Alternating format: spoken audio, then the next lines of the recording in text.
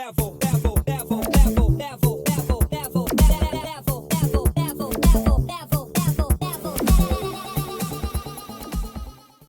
everybody and welcome to another YouTube video of Mike Fenner's Close Personal Protection Academy, and I'm here with Toby, who's the actually branch instructor for Brisbane, and I might as well hand over to Toby because he has another, like Dave you saw previously, a story about how he got involved with martial arts and eventually how he came to my academy. God knows why sometimes, because he trains hard and I do exhaust him to a certain extent, but I might as well hand over to Toby because, again, he's young, he's about half my age, so yeah, but it's all good. So anyway, yeah, explain how you got into martial arts and how it all happened. So I was about 11, 12 years old. A group of friends joined the local Brazilian Jiu-Jitsu club, and I trained there for a total of about 5 years, but about 2 years in, I was quite young and we were out one night and I got attacked and I got a tooth knocked in by a group of guys, and yeah, told me that. Yeah, well, that's why it's black. Secrets. And what my instructor at the time, Paul, said is like, I can teach you all the jiu-jitsu you'll need, but if there's any more than one opponent, it becomes really unpractical. And he suggested to go to the local kickboxing club. So for a while I trained the local kickboxing club and jiu-jitsu. And so after a couple of months, quickly the pads left and they trained bare knuckle karate, so I ended up training there for 8 or 9 years. So there was a bit of overlap there. I fell in love with martial arts, definitely the kumite side, the bare knuckle. So I actually studied a certificate 4 in personal training and fitness, and then I focused on training people how to fight to lose weight, or so they didn't have to lift weights per se. They could have a punching bag and tone up. Yeah, punch and kick and learn how to fight and exercise at the same time. So that was my angle into it.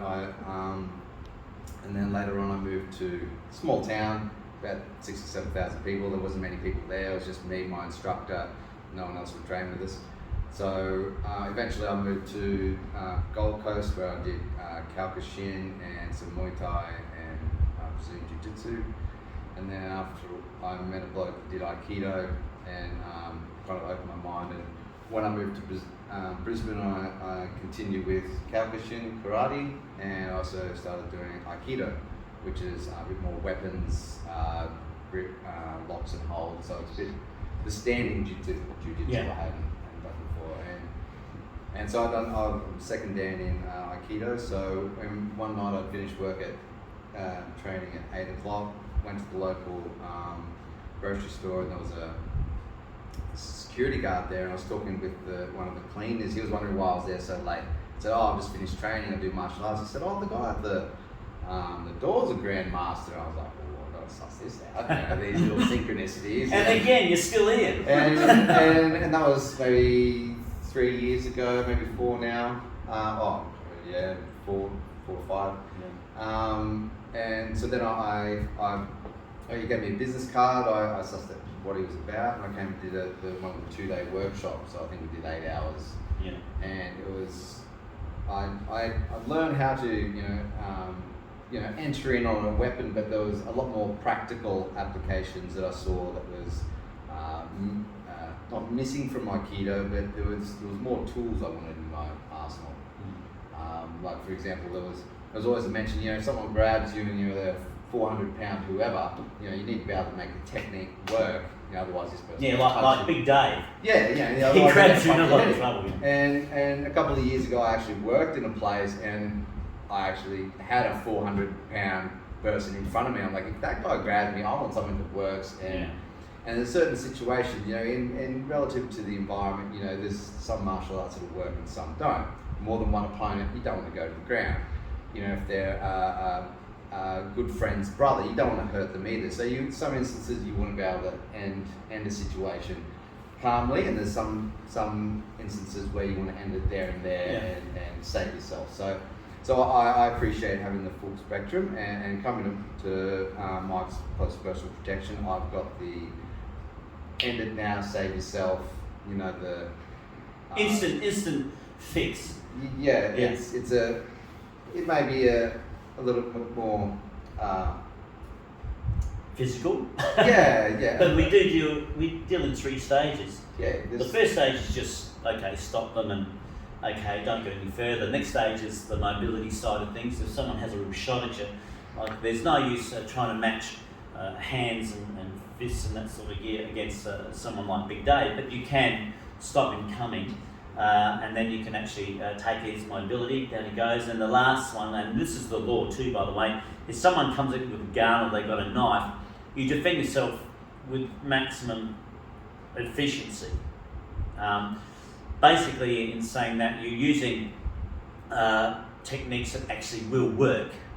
With my military experience, I know they do work. But at the end of the day, if someone's got a knife, they're going to take your life. So you've got to do something about it. You can't just do a special wrist lock or whatever, unless you're highly trained and you've been doing it for a lot of years. But at the end of the day, the first thing I do teach people, and I think you agree with it, is basically block and counter. If someone's got a knife, just don't worry about trying to grab it and all these fancy throws and whatever. That's good for movies, but I think you agree. What I teach is just block and bang, and it's done. That's what you said. Yeah. I love Aikido, and it's got a great respect for Aikido, but if you need to do it for a while to actually understand it. It's very complicated as a discipline, right? And to get things moving and correct, I think unless you've got very good skill, it's hard to apply. Yeah. And definitely, if it's in a life or death situation, you don't have to rely on a technique that's a bit iffy. And so that's where I've got now both aspects. Where I don't really want to mess around in this situation. I'll just end it now, or I can, So I like to have the whole spectrum. I go to the ground. I can wrist lock. I've got a shortcut out of the situation. So you want to be able to have all that repertoire. And what I found is, as training over the years, you'll do a stand-up striking. You'll think, all right, a fight starts. I'll do a left-right combination, kick the knee, or stop and kick him in the stomach. Those things are at the forefront of your mind. And I noticed that after 5 years of Aikido, training 5 or 6 days a week, all those techniques are at the front of your mind. And of course, you're ready to drop those techniques whenever they're ready. But if there's 4 or 5 people, how many people? You're in trouble. How many people can I sort out quite quickly? So, and that's where I like training with Mike. All the techniques are short, sharp, effective, and the way the syllabus links in, you're learning one technique, but it's overlapping with all the others. So, they say don't fear a person that knows 1,000 techniques, fear the person that knows that's done the one technique 1,000 times. And when you do the system, all the techniques actually keep overlapping each other. So you've got that muscle entrainment. So it's got the practicability, it's got the muscle training. It can be hard, but you need to be hard. You need some will, you need some heart, and that's where just when the martial artist and the fighter comes in. Well, we try and get that into people so that they can get that confidence. Basically, for a lot of ladies, they might have that confidence, and I can instill that in them. I've done it for a long time. But anyway, what I like to do, I like to thank Toby for coming down. He's a top bloke, half my age, which gets me a bit. But what I want you to smash that like button. All the details are basically in the description below. That's the website details. You can go there, all our products are there. We run courses, also workshops, all that sort of gear. But call me in that as well. All the information's there in the contacts. But above all, just remember one thing. And what's that? Always keep your hands up.